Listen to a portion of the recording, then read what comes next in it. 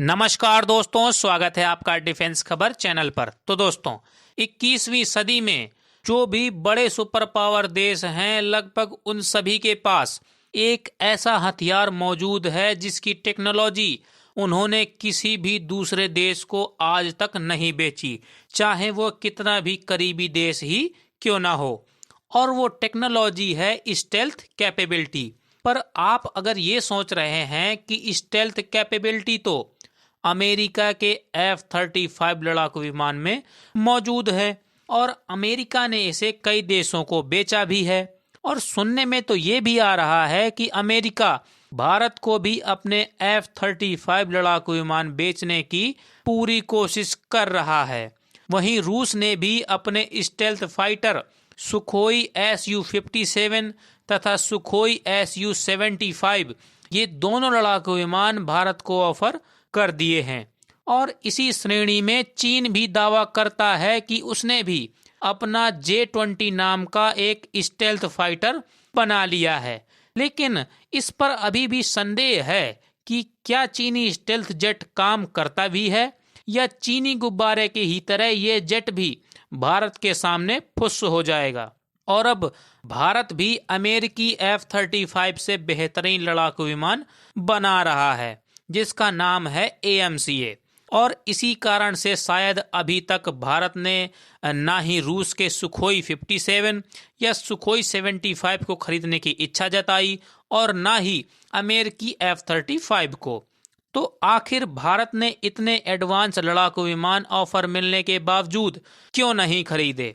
तो आइए इस सब के मेन फोकस भारतीय AMCA स्टेल्थ फाइटर जेट की बात कर लेते हैं। तो AMCA, जिसका पूरा नाम एडवांस मीडियम कॉम्बैट एयरक्राफ्ट है, तथा इसे बनाने की शुरुआत यानी इसकी रिसर्च, जिसमें इसके डिजाइन, सुपीरियरिटी, कॉम्बैट कैपेबिलिटी जैसे फोकस शामिल हैं। पर 2015 के पहले इस प्रोजेक्ट में हद से ज्यादा देरी हो रही थी, पर 2015 के बाद से ही ये देखा गया है कि AMCA प्रोजेक्ट में पहले के मुकाबले तेजी आई है।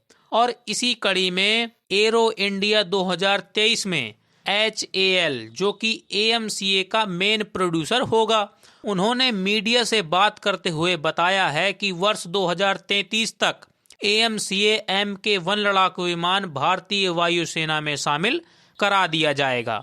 और आइए अब बात कर लेते हैं AMCA की ताकत के बारे में कि ये लड़ाकू विमान भारत के दुश्मनों के ऊपर किस तरह से कहर बर पाएगा। तो AMCA भारत का पहला 5th जनरेशन स्टेल्थ लड़ाकू विमान होने जा रहा है।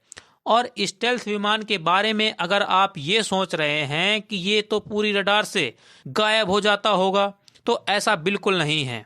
पर 5वीं पीढ़ी के स्टेल्थ लड़ाकू विमान 4थी पीढ़ी के विमानों से रडार में काफी छोटे दिखाई देते हैं, जिससे ये अंदाजा लगाना मुश्किल हो जाता है कि ये कोई लड़ाकू विमान है या कोई बड़ा पक्षी है। और दुश्मन देश को जब तक समझ आता है कि ये कोई लड़ाकू विमान है, तब तक ये विमान अपना काम करके वापस भी आ जाते हैं। और AMCA की एक मुख्य खासियत और भी है, जो कि है सुपर क्रूज, जिसका मतलब है कि AMCA बिना आफ्टर बर्नर यूज किए लगातार सुपरसोनिक स्पीड पर उड़ सकता है, वो भी अपने पूरे पेलोड क्षमता के साथ।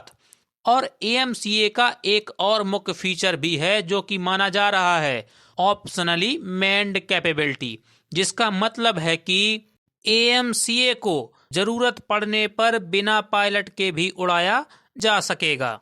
यानी कि AMCA को उड़ाने के लिए पायलट का होना जरूरी नहीं होगा। इसे किसी एक जगह पर बैठकर रिमोटली भी ऑपरेट किया जा सकेगा।